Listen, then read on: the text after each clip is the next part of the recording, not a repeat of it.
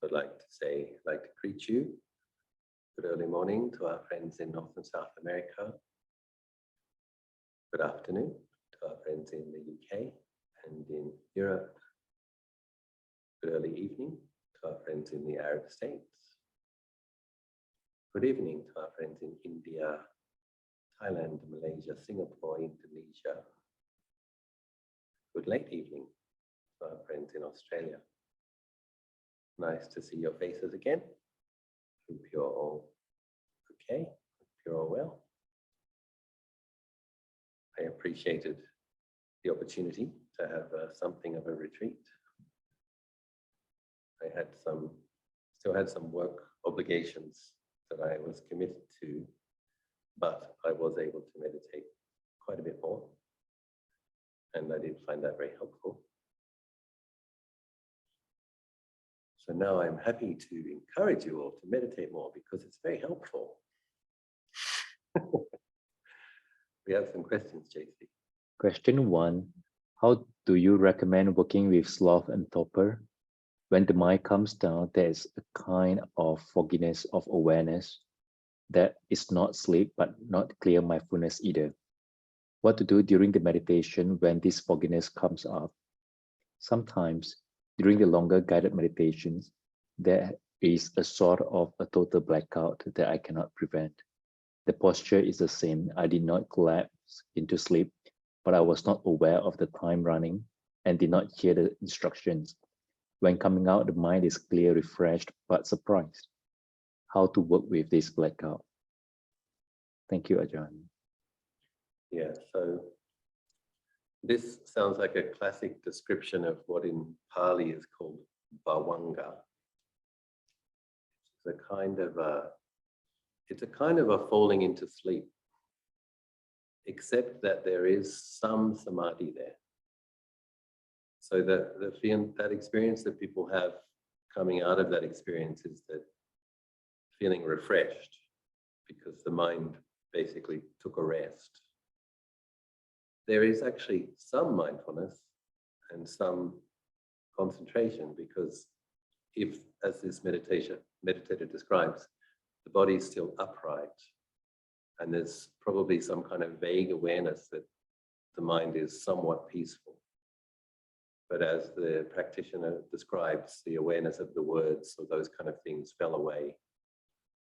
Lumpur Tate described this as tree stump samadhi, basically, and he said that nothing good could grow from it.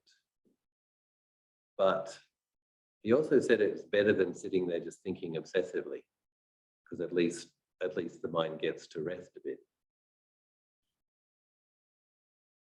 I think different people will have a different degree of a problem with it. So for myself, when I do 10 hours of meditation in Bodhgaya a day for a period of a month, there will be periods during that 10 hours where I can feel that my mind falls into that. And I actually allow it to, because I don't have a big problem with it. Like I won't start nodding, I won't start dribbling. Like it's just aware that the mind's kind of half asleep. And then what happens is because I have enough mindfulness, it wakes up refreshed and then I continue. But if you're doing a 2.5 hour session, falling half asleep for 5 or 10 minutes isn't a problem.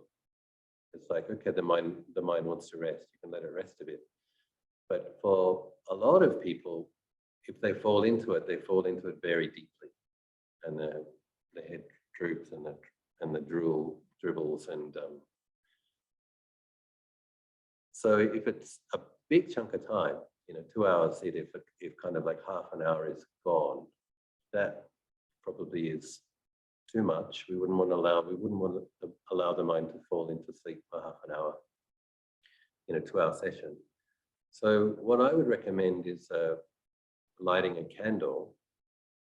And if you're meditating in front of your shrine, and when you feel the mind's fallen into a kind of a sleep, that you open your eyes, you still try to be aware of the breathing, but you just stare at the candle, because a sense of light often wakes up the mind. Sometimes we prefer to meditate in a somewhat dark space, but sometimes meditating in a brighter space, if a person has a problem with sleepiness, can just help the mind to not fall into sleep. So maybe one doesn't want to turn a bright light on, but you can experiment. If you do have a bright light on, is the mind less prone to that? But the Buddha, it's good to know that you're not alone. You're in very good company. When Maha Moggallana was aspiring for his final arahantship, he was experiencing intense sloth and torpor. And Lord Buddha told him to splash water on his face, pull his earlobes, go and stare at the sun, or so looking at light. So if it's really heavy and just sitting there, falling asleep, then you need to go and wash your face, come back again, maybe do some chanting. But it sounds like this person's describing is the mind's peaceful, there's paying attention, you're with the object, and then it kind of falls into this sleepy state. So yes, but I for myself, I find a candle on my shrine and just looking at that candle until the cloud in the mind kind of passes through, and still being aware of the breath, but with the open, and keeping in mind that in the Japanese tradition and in the Tibetan tradition, many people train meditating with the eyes open. In the Zen tradition, staring at a white wall in front of you. And in the Tibetan tradition, they meditate with their eyes open. So it's okay to open the eyes, be aware of the breath with the eyes open. When we do walking meditation, it's kind of like that, isn't it? When the eyes are open, we're aware of movement, we're aware of the nature around us, but we're aware of the feelings at the bottom of our feet. So you don't have to keep the eyes closed to be doing formal sitting meditation. So experiment with that. Experiment with making sure you're getting the right amount of sleep. Too much sleep can actually feed. The longer the mind is asleep, the doctors tell us we need 8 hours. I don't believe that. I think probably the right amount is more like 6.5 in my experience, 6.5 hours. And 8 hours is allowing the mind to be very dull for a long period of time.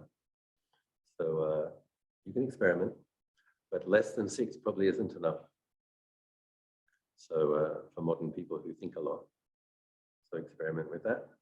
Sometimes trying to get the right amount of sleep, sleeping too much can cause sleepiness to arise in the meditation. So the Buddha, for reference, said the right amount of sleep was 4 hours.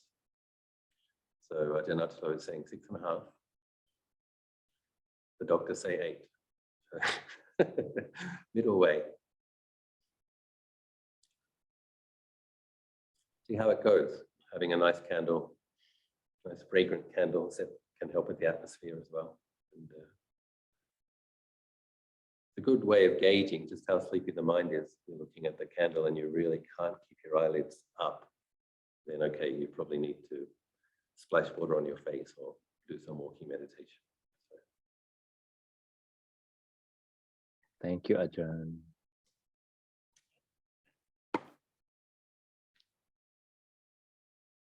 Then question 2. How to work with knee or body pain during meditation? Is there a guided meditation we could use from your recorded collection?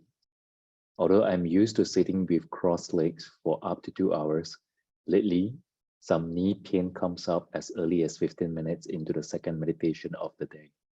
Is this to be considered a time to work with the pain, or simply shift the posture to a more comfortable one and continue in the previous direction?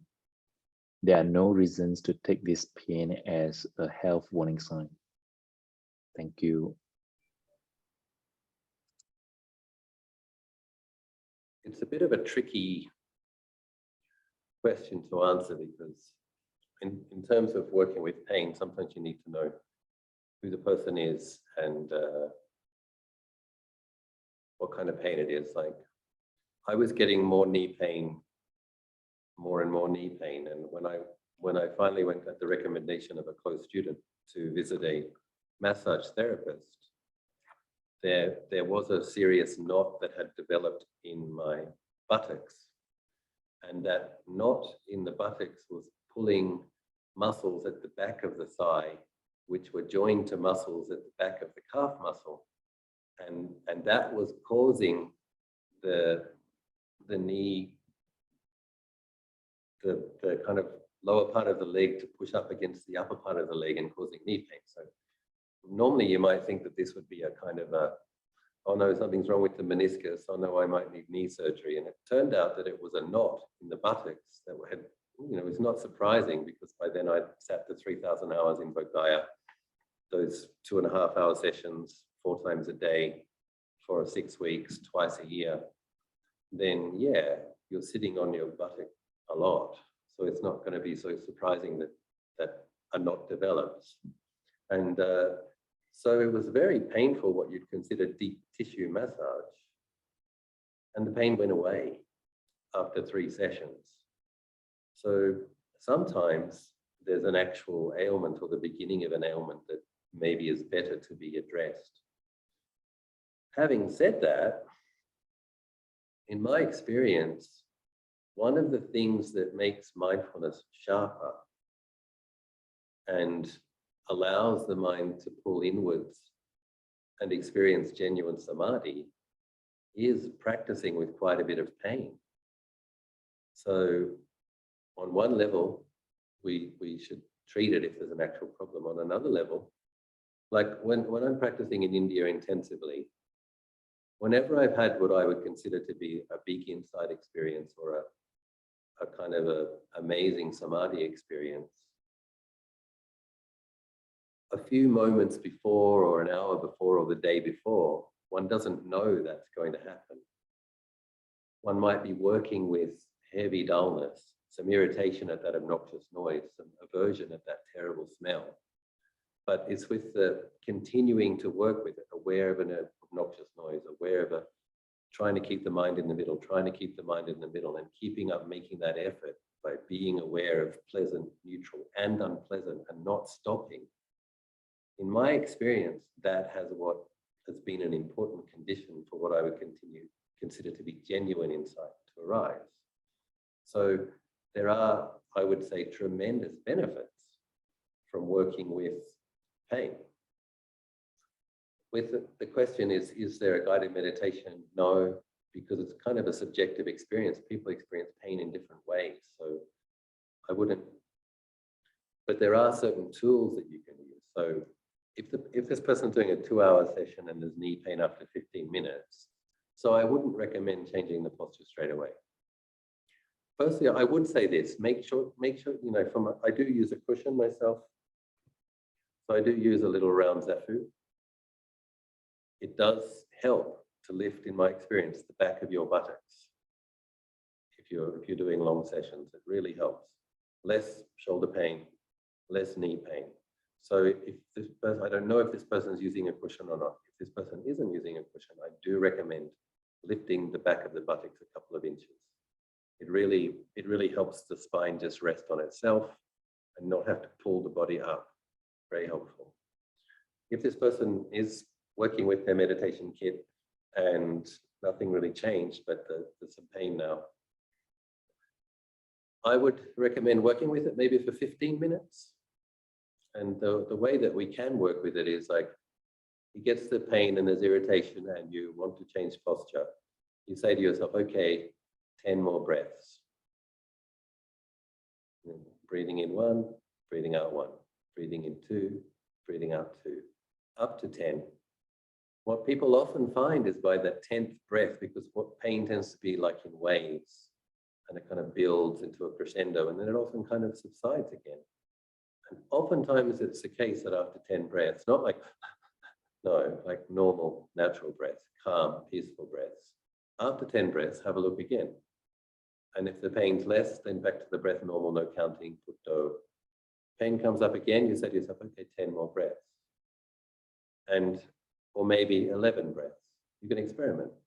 Next time that pain comes up to a crescendo, okay, 15 breaths. And if it really feels like you absolutely can't stand it, you need to change postures, okay, you can. But you say you can after 10 more breaths. And then when you change your posture, it's very important that you do it calmly. You don't come out of that experience of, ah, and it's like, no, you're aware of painful feelings and trying to kind of contain them. It's got to a point where it's becoming unbearable for your current level or capacity. So you gently change the posture. Try to keep some awareness of the meditation object while you do that. So yes, I would, and it might be the case that after the 15 minutes that it's not an issue anymore. And sometimes that working with the pain, the patience that it develops, the mindfulness that you have to depend more on mindfulness than on samadhi. But as the mindfulness gets better and more resilient, some samadhi can arise because right mindfulness is a cause for right concentration to occur. And the mind kind of collects inwardly and the pain isn't, to some degree, and the pain isn't an issue. So it's one of those things where it's good to experiment. But one doesn't want to get to the point where you develop aversion to sitting because you know you have to go to your cushion and count the breaths and deal with this pain every time. So you don't want to do it to the point where the idea of meditation becomes oppressive, something you don't want to do. So work with it a bit. If it arises after 15 minutes, you're going to be sitting for 2 hours. Work with it for 15 minutes. And then in my experience, when I'm doing the more intensive practice for longer sessions, oftentimes, I'll look at my little watch and I'll say, okay, work with this for 15 more minutes, whatever it is. That can be different types of unpleasant feelings. That can be a conversation or a loud noise or a bad smell or shoulder pain or knee pain. Or that's okay. You do have to work with this. I tell myself, you do have to work with this for 15 minutes. When that 15 minutes is over, it's often the case that I don't need to practice patiently enduring anymore. The mind has found some kind of a peaceful space, co-abiding with it. So it's a good thing to try and see if you get those kind of results. Yeah. Some people do this practice called sitters practice, sitting all night without changing posture at all. And some people have got enlightened doing this because there's a lot of feelings to observe: arising, changing, ceasing, arising, changing, ceasing. And other people have not got enlightened and have ended up needing knee surgery. So it's one of those things that you better know your spiritual powers. But it's good. It is good to have some determination and some courage and some interest for what happens when I work with the pain rather than run from it. Can I find a refuge from it inwardly? And oftentimes, as you meditate more, you get a more sensitive mind. So oftentimes, the painful feelings that I'm working with are related more to mind states. It's like somebody made a commitment, you were depending on them, they didn't keep their commitment. You have been let down, now you have to be responsible for something. How does that feel? It's like, there's painful feelings in the heart in relation to having been let down, being disappointed, having more work than you had hoped you would have, having to deal with something that you thought someone else was going to deal with. That kind of thing. Maybe as a teacher, you try to teach somebody and they misunderstand you. And Ajahn, one of the things Ajahn Armour says about being a teacher is that you have to be willing to be misunderstood.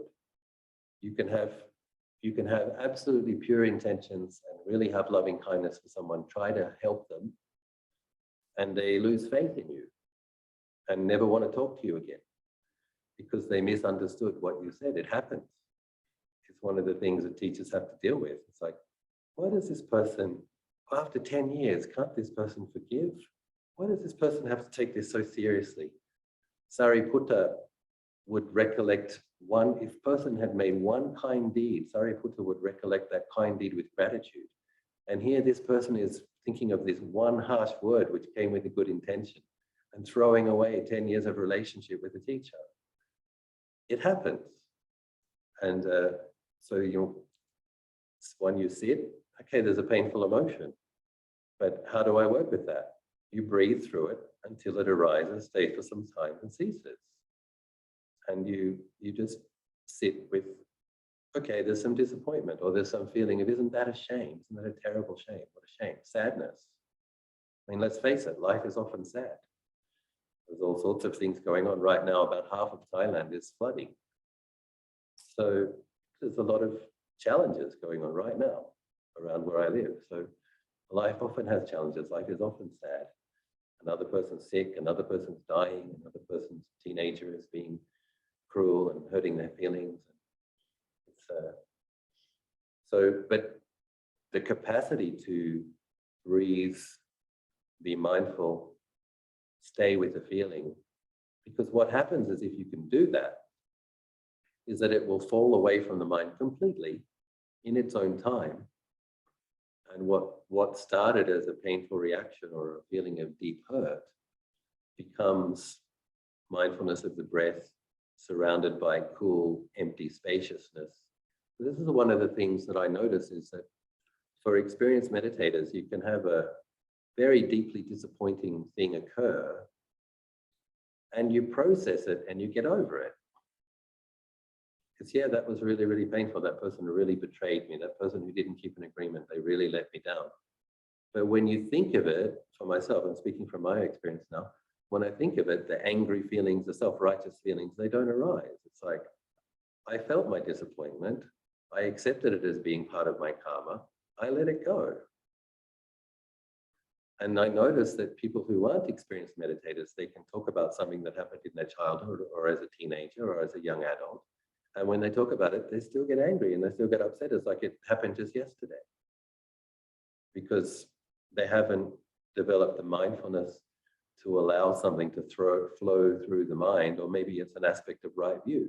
When we accept our karma, when we stop blaming others, when we allow something to flow through and we want to put it down, we put it down. We stop making karma with it. It's one of the tremendous benefits of meditation, is that one can put the past down, one can forgive, and one can make the mind heal from past traumas and truly abide in the present moment with something like a clean slate. So, but we do need to meditate quite a lot to wipe that slate, to clean that slate. And so, yeah, it's a different type of pain, isn't it? That anybody who's going to do intensive meditation is going to come up against quite a bit of emotional pain. And it's all feelings. So when we're cultivating the Four Foundations of Mindfulness, we're mindful of the feeling, pain in the knee. We're mindful of a feeling, broken heart. Mindful of a feeling, deep disappointment. Okay, but there's other feelings as well: excitement, enthusiasm, faith, rapture, tranquility, serenity, pure equanimity. It's all feelings. We know the pleasant as the pleasant, the neutral as the neutral, the unpleasant as the unpleasant. In terms of developing genuine insight and experiencing deep samadhi, being able to patiently endure with these phenomena and long enough to see them arise, stay for some time and cease. This is where we can develop a lot of insight. Like the knee pain that really was a problem that I just couldn't stand, that 15 minutes later is not a problem at all. The emotional pain that you think will kill you, it's like, oh my God, this is so painful. And then you realize no emotion can kill awareness. It can't. You might feel like you're going to die. You might feel like this is going to kill you. But if you just keep meditating, at a certain point, it's just gone. And then this brings a certain courage to the mind. It's like you become aware, confident that you can meditate with or through anything. This is wonderful to have that confidence. But yeah, we do also have to work with it. And so most people's retreat experience by day or 2 or day 3, most people's faces are wretchedly miserable. You probably don't notice it when you're doing the retreat because everyone's in their own kind of fog, in their own clouds, in their own reactivity. But for the teacher, it can be quite challenging. It's like, okay, students, here we go. Come back to the breath. They all close their eyes and you're like, God. Cut the air with a knife. It's real thick and heavy. And because they're not used to sitting that much, and they're used to sleeping more, and they're used to be able to eat what they want to eat when they want to eat it. So it's like they go against all these things. You have to eat whatever the kitchen made. You have to get up earlier. You have to sleep with someone in the room snoring, whatever it was. And the person next to you drops their chanting book, or has a noisy polyester sweater that makes shuffling noises all the time, whatever it is. But by day 5 and day 6, people start looking serene. And when the retreat's over, day 9, everybody's really happy. What happened? It was through practicing with the pain, practicing with less sleep, practicing with less being able to do what you want, practicing because there's more mindfulness, and the mind is able to be aware of things and put them down, aware of things and put them down. At the end of the retreat, they feel spacious, bright, happy. It didn't come from eating what they wanted to eat, sleeping as much as they wanted to, and not practicing with dukkha. It came from sleeping less, eating less, and practicing with dukkha. After 7 days, everybody looks so bright. And then after 2 weeks, they look how they used to before the retreat. But anyway, one can see the benefits of when one patiently endures and cultivates more mindfulness, being mindful of pleasant, neutral, and unpleasant, that the mind becomes more spacious and more happy. So in the 4 weeks, I was having more of a retreat-like experience. During that time, some of our workers had a fight and were throwing cups and plates at each other and punching each other. And, this is my retreat. This is part of life as an abbot. My worker comes in. Sorry to disturb you, Ajahn, but I need to inform you of something. What is it, Sien? Well, I picked up 2 of the workers last night and took them to the bus and sent them back because they were going to kill each other.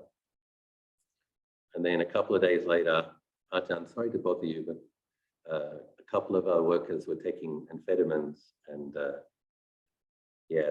drug dealer was demanding that they pay them. And so we sent the ones who were addicted to drugs back to Bangkok. And we watched my work team go from 14 to 12 to 11 to 8 to 7 to 6.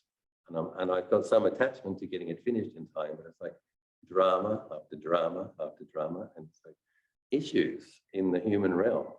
It's like, so, but what I was able to see is because I was being diligent with my sitting and my walking and my sitting and my walking, it's a little bit irritating, but I didn't make a problem out of it. And it's like, okay, so what do? We need to find more workers. And so I could see very clearly in recent history that making the effort to be with your meditation object and more consistently, more diligently, then difficult things can arise and we add much less suffering to the experience. So, many benefits from patiently enduring with painful feelings of all sorts. So, we have to gently increase our capacity. Thank you so much, Ajahn. Ajahn, question 3.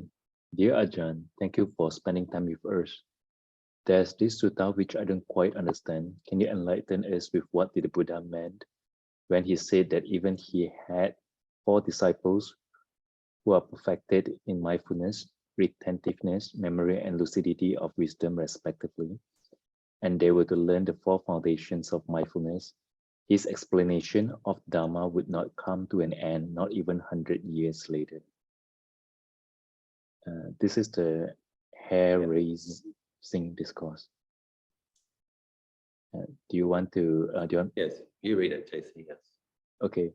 Sariputta, there are certain recluses and Brahmins whose doctrine and view is this: as long as this good man is still young, a black-haired young man endowed with the blessing of youth, in the prime of life, so long is he perfect in his lucid wisdom. But when this good man is old, aged, burdened with years, advanced in life, and come to the last stage, being 80, 90, or 100 years old, then the lucidity of his wisdom is lost. But it should not be regarded so. I am now old, aged, burdened with years, advanced in life. and come to the last stage. My years have turned 80. Now suppose that I had 4 disciples with 100 years lifespan, perfect in mindfulness, retentiveness, memory, and lucidity of wisdom.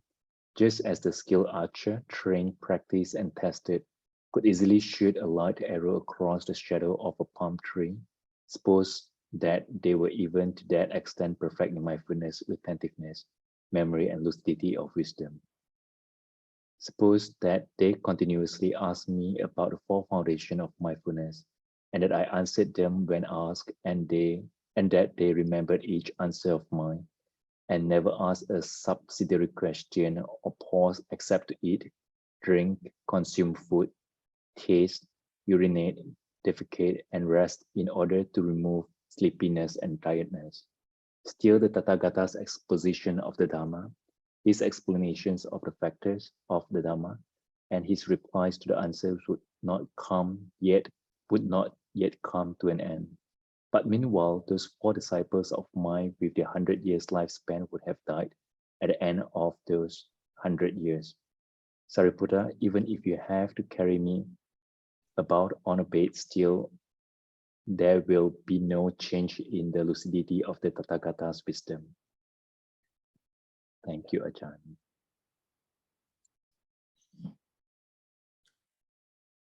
So the way I understand that is the Buddha is saying that if there were 4 great practitioners with very sharp faculties, if they asked questions constantly for their 100-year lifespan, he would be able to answer them for those 100 years and still have fresh ways of, or more refined or different angles of looking at it. Such is the depth of his understanding.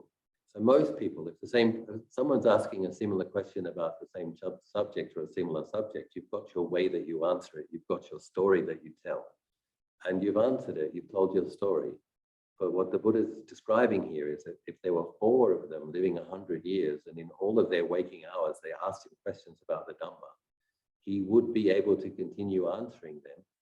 And after those 100 years, he would still be able to talk about the Dhamma, without irritation, without boredom, without dullness. And so basically, he's saying that Buddhas are remarkable, very, very remarkable, because a minimum of 4 incalculable periods plus 100,000 eons cultivating their minds. They have vast stores of Dhamma and the ways that they can extol the Dhamma, expound upon the Dhamma. So basically saying until the moment he dies, he's ready to teach, and there will be no dulling of the faculties. And actually when his body was racked in pain and he was under the 2 sal trees and they were dropping their blossoms and he was getting ready to enter Mahaparinibbana, there was a wanderer, an aged man, that wanted to ask the Buddha one final question. And I think Ananda tried to stop him, and the Buddha said, "Ananda, don't stop this man. He has an important question. He will understand." And he asked his question, and he did. I think he became an arahant. He may have become a Srimantra, but he did penetrate into the Dhamma after asking the Buddha. So it really was the case. The Buddha was ready, ripe, capable, or even when the body cannot take it anymore. It's racked with disease and pain, it's going to die. The Buddha was quite happy to answer one last Dhamma question, establish one more person in liberation. So basically a statement of the wonderful qualities of Buddhas who have mountains of wisdom. Thank you, Mountains of Ajahn. compassion.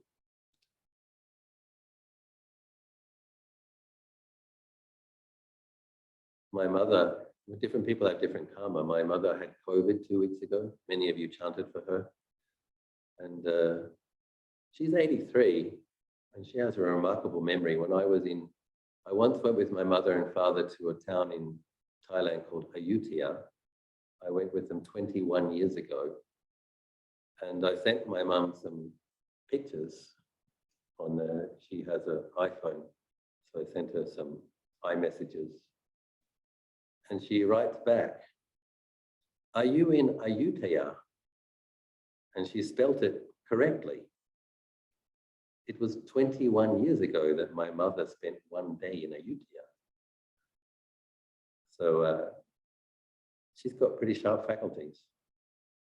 And she got over her COVID, and I called her up 2 days ago. I said, "How are you, Mum?" She says, "Well, I went for a 10-kilometer walk today, but I do feel a bit tired," she said.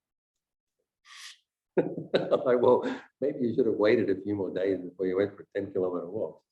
You know, I got sick of staying indoors for a week. So people have, I don't know what merit she made in her past lives, but she has a robust health and sharp faculties, my mum. And imagine, you know, a Buddha is sowing vast causes to have these kind of qualities. Ajahn, question 4. Noble Eightfold Path is the path to cease suffering, and the Four Foundations of Mindfulness is the essence of the Noble Eightfold Path. What if one fails to accomplish the Four Foundations of Mindfulness? Would it mean one is unable to end suffering? Thank you. Yes, that's what it means. If one doesn't cultivate Four Foundations of Mindfulness, one cannot put an end to suffering. But I wouldn't recommend that we try to consider it to be something that we tick off and it's done. It's like, it's a process. And for most people, it's a several lifetimes process. For some people, it's a many lifetimes process. So you cultivate it, you develop insight to the degree that you can. And then you have laid the foundation and you are engaged in the process. And then when you pick it up in a subsequent life, you will develop it further and it will lead to your liberation. So I think we set the intention that this is something that I am going to accomplish. And you develop your mindfulness to the degree that you can. And after a lifetime of being generous, virtuous, and meditating, you will have improved your mindfulness, and you will have laid the karmic causes to meet with the teachings again and meet with practitioners again and have the opportunity to practice again, and you will continue to cultivate them and practice them until you are liberated. I don't think it's a clear kind of a pass or fail. It's a process. If we commit to it, it will have that outcome. But we have to be consistent, we have to be determined.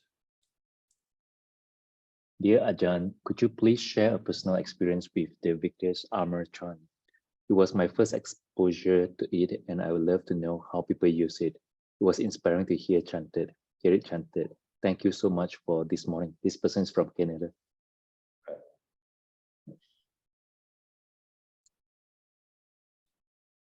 So,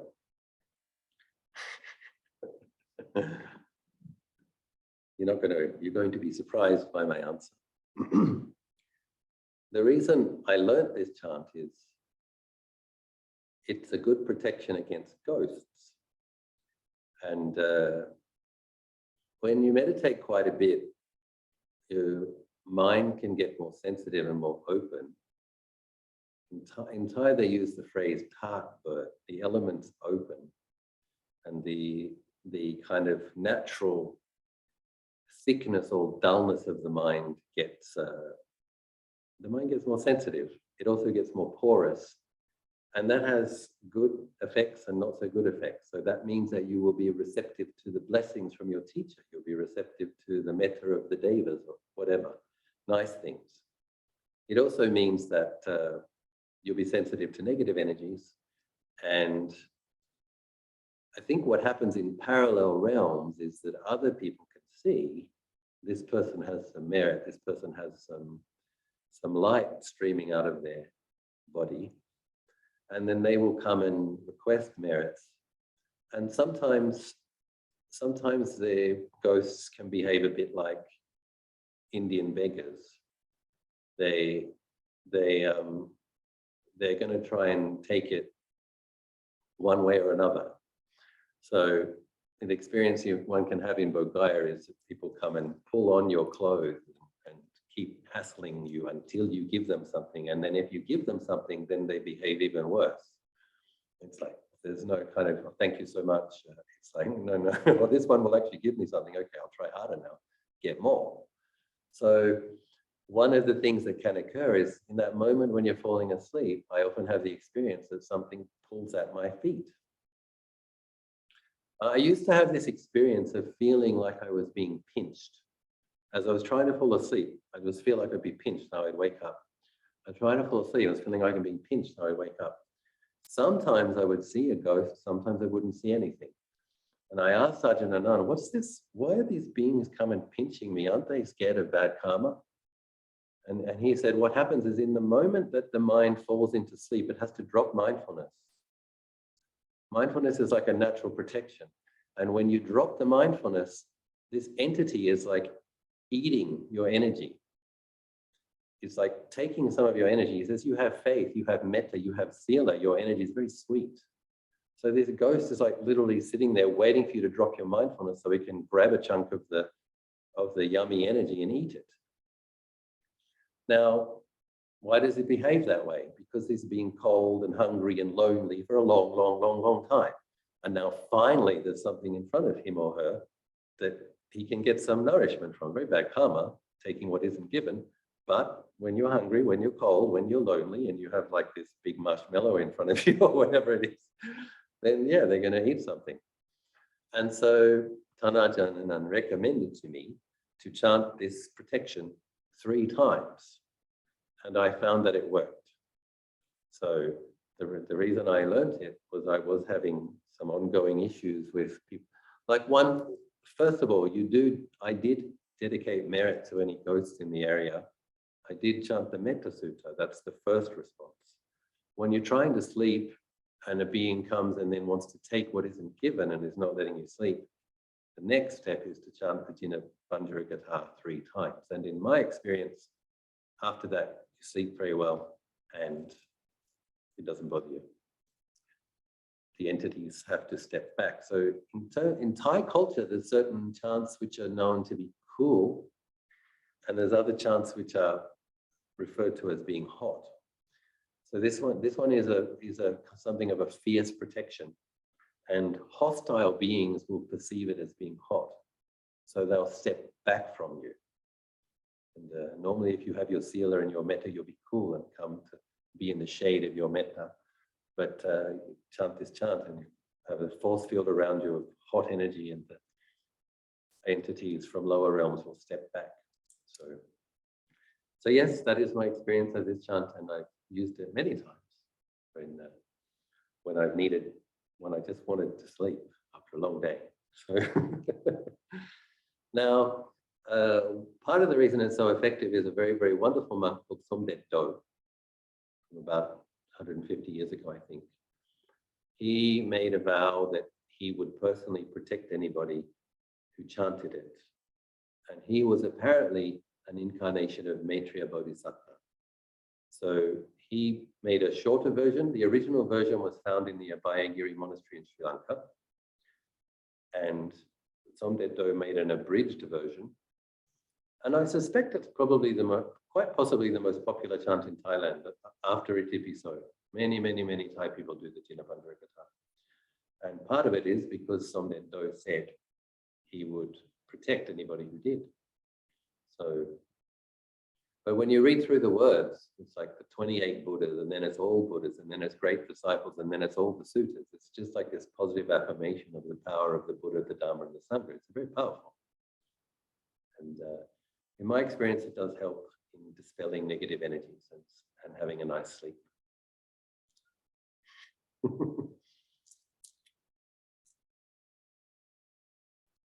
Thank you, Prajan. Prajan, that's the final question for today. Okay.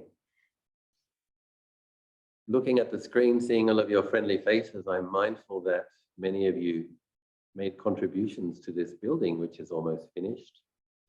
And I walk into this space, and it's such a lovely, uplifting space. And this Buddha statue, you know, a good Buddha statue should remind you of the Buddha and the qualities. So I look at this Buddha statue, and the face looks peaceful. It looks aloof from suffering. It looks kind. And it's got this beautiful aura. So it looks like it's radiating boundless merits. And, because we have a long wet season, it can be very gray weather for 6 months. Now we have amber-colored lotuses blossoming and golden Dhamma wheels. It's going to be a support for those of us who live here and have to be in a cloud for 6 months. And there he is. So I'm feeling grateful and appreciative of the wonderful support that we have received. Some people have made the comment that my new Dana Sala does look a bit like a museum. And even I admit that my Dhammasala looks a bit like a museum. And, museums are clean and presented nicely. They have nice lighting. They have works of art. So this Buddha statue, I personally supervised the sculpting of for a period of 3 years. And I'm very pleased with how he turned out. And I have mudita for the sponsors. It's 280 centimeters tall, it's almost 3 meters. So just today we put the wooden carving backdrop. So I was looking for the perfect backdrop for this statue.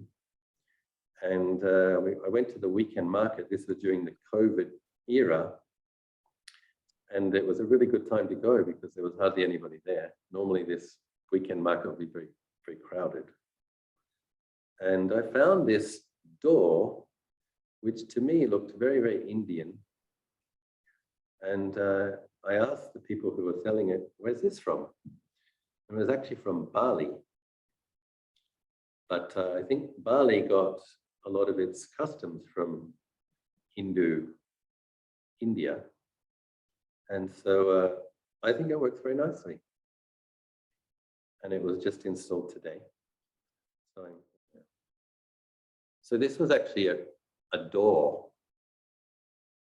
And I decided to use it as a backdrop, as a nice backdrop to the sandstone. I'm going to send you another picture, JC, of what it looks like in daylight with the light shining behind it.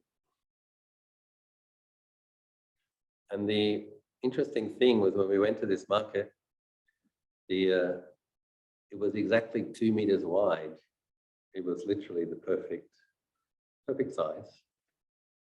Sorry, 3 meters wide, 2 meters high. And we got a smaller one and added it to this one to lift it so that it went all the way to the ceiling. So it has lovely kind of lace work. It's made of golden teak. And golden teak has some wonderful qualities. One of the wonderful qualities of golden teak is that termites don't eat it, neither do borers. So it's not actually a hard wood, it's somewhere between soft and hard, but it's kind of parasite proof. So I find it's a lovely contrast to the sandstone color.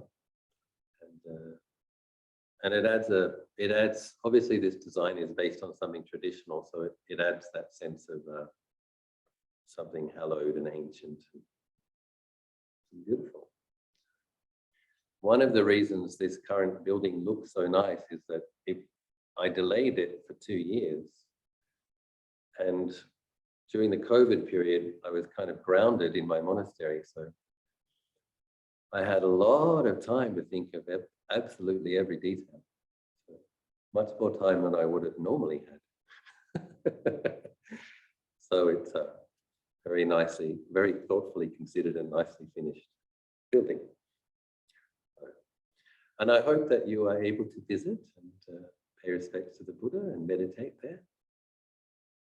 One of the things that we've done with this building is we've opened up the view so that when guests come now, when they're sitting in that building, when they're looking at the 3 meter tall windows, half of that window is mountains and the other half is sky. That's just what presents itself to them when they come. And I think probably many of you will agree that life is getting harder, more difficult, more challenging, more unpredictable. So it's nice to welcome stressed out people who are worried into a space which is comforting and beautiful, and to help them feel a sense of spaciousness. So it is also, it's not just because the Buddha criticizes monks who are devoted to the sign of beauty. It's not just Tachalo being devoted to the sign of beauty. It is also my offering to the Buddha. I'm offering my talents to the best of my abilities. And I'm co-creating this space so that the people who use it have some help becoming more peaceful more quickly. So, and there is still some attachment to beauty, I admit it. So. I haven't finished my work yet. Nice to see your lovely faces. Thank you so much, Ajahn. Pleasure. Yeah, Ajahn. Take care. Take care. care. Thank you, Ajahn. Thank you, Ajahn. And those who can go to Anandagiri Katrina on the 23rd of October, you are almost welcome. Good night. Thank you. Good night. Have a blessed weekend ahead.